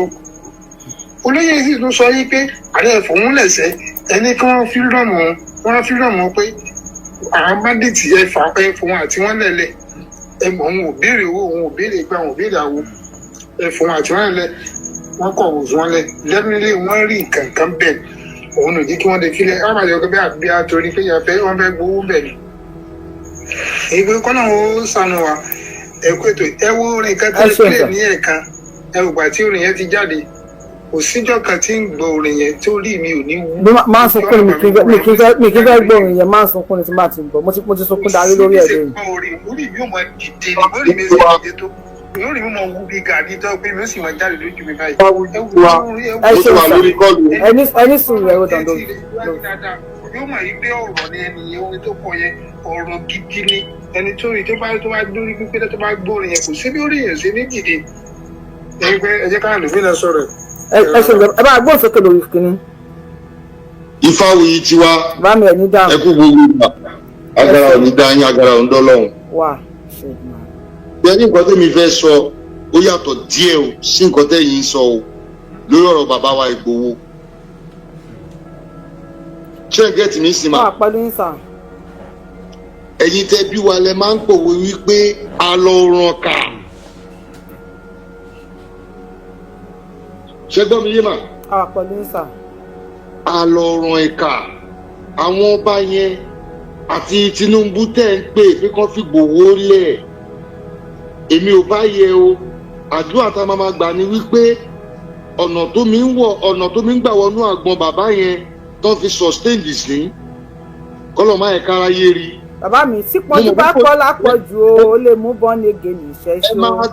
ẹ máa gbọ́ ṣé tí pọ́njú bá pọ̀ lápọ̀jù náà wọ́n máa fi set wọn ni ìka Tinubu lọ́wọ́ ń bẹ̀ gbogbo àtàkì Buhari ẹ̀ ká so tọ̀rọ̀ fúnra wa Tinubu lọ́wọ́ ń bẹ̀ tàbí chairman of APC ń gbà yẹn bó làwọn ọba wa wà so ẹ má jẹ́ kí àmọ̀ kó ń jó wa lára torí ìlú òyìnbó ni gbogbo wa wà àmọ̀ what it takes láti sanwó ọmọ school even gan àwọn táwọn anú system bí tá à ń ṣiṣẹ́ àmọ̀ nǹkan tá à ń fi sálárì wa ṣe lórí ọmọ kò yí sí talkless of ẹni tó ní investment sí Nàìjíríà bẹ̀tẹ̀ àwọn pípù yìí alọ́run ká.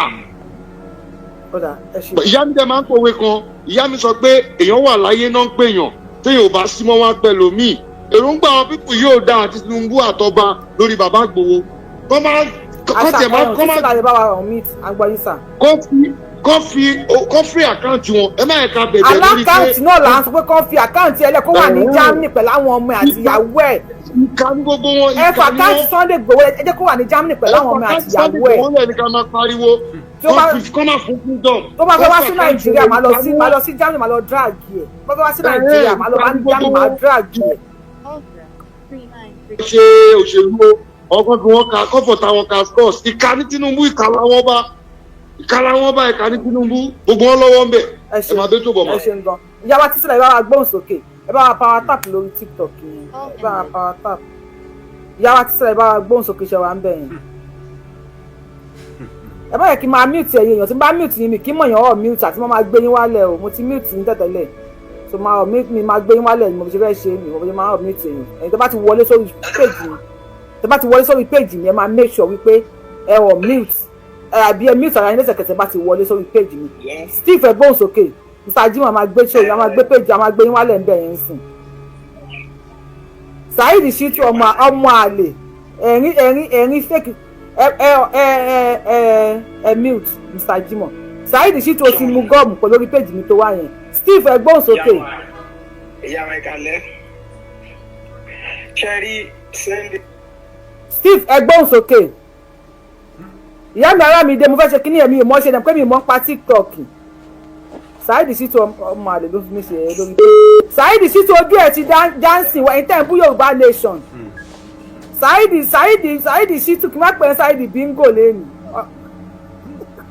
ẹ máa gbọ́ sókè lórí fóònù ó fi mí ṣe yẹn olódò ra bàtà ẹ máa gbọ́ sókè. ẹ pé tó mà. ètò ni àjọ ń ṣètò ni ẹ bá wa power tap lórí TikTok yẹn ẹ bá power tap yẹn. odò àwọn àgbò wa kò ní gbé ọ̀dà láì. àṣẹ ìtumọ̀ rẹ̀. ẹ rí nǹkan tó ń ṣẹlẹ̀ yìí ló ta ti conclusion tèmi o tí bá ní round it up ò ní pé sẹ́rí àwa Yorùbá mo ti sọ ti pẹ́ náà o kò sí pé kí lorúkọ ẹ pé mo àwọn ẹ̀yẹ sọ sí ni ò ní pé àdá. ẹ má ní àwa Yorùbá ò dáa ẹ má sọ pé èèyàn tó má. ẹ má sọ pé àwa Yorùbá ò dáa tí gbogbo náà là wá dáa. aláàdé ẹ má ní àwọn bíi Saheed Shittu ò dáa àwọn bíi Saheed Shittu. àwọn lídà wa ń ò dáa ókè ẹja ń fi báyẹn sí àwọn lídà wa ò dáa àtà ló rẹpísẹ́ǹtì wa àwọn lídà náà ní so àwọn lídà wa ò dáa ókè ṣe. Mr. Jimoh tábà ní ìtura tó gbé yín wálé. nǹkan tó ṣẹlẹ̀ ní Port Harcourt ẹ̀yin náà lẹ gbé fídíò yẹn síta tí àwọn Fúlàní bá wọn lérí. Mr. Jimoh ẹ mute náà ẹ à ń gbọ́ yín sá lórí fóònù. ok so gbàtí àwọn pípù yẹn ṣe tán ni pé wọ́n fẹ́ lọ confront tí Fúlàní kọ lẹ́tà sí wọn wọ́n kọ lẹ́tà sí wọn wọ́n dẹ̀ wá àwọn yẹn dẹ̀ ṣe kí ni wọ́n jẹ́wọ́ ọmọ ọkọ tí wọ́n jẹ́ lẹ́yìn ìgbà tán ṣe show yẹn tán wọ́n ṣe kí ni wọ́n pe ọ̀gbẹ́ni tó ní I dey carry debt dey waka debt dey my pocket so I no fear anybody àwọn military wọ́n wá gbé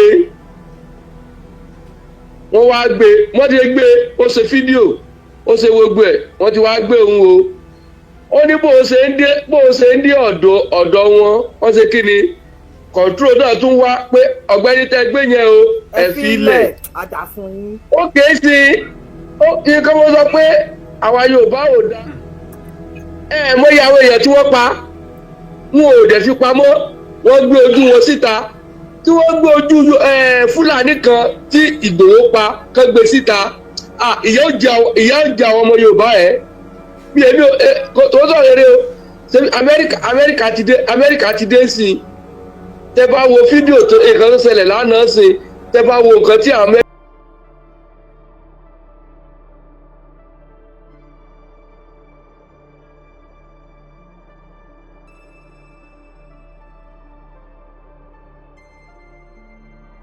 ẹ̀yin olólùfẹ́ ẹ wò a ò ní rí jù báyìí lọ.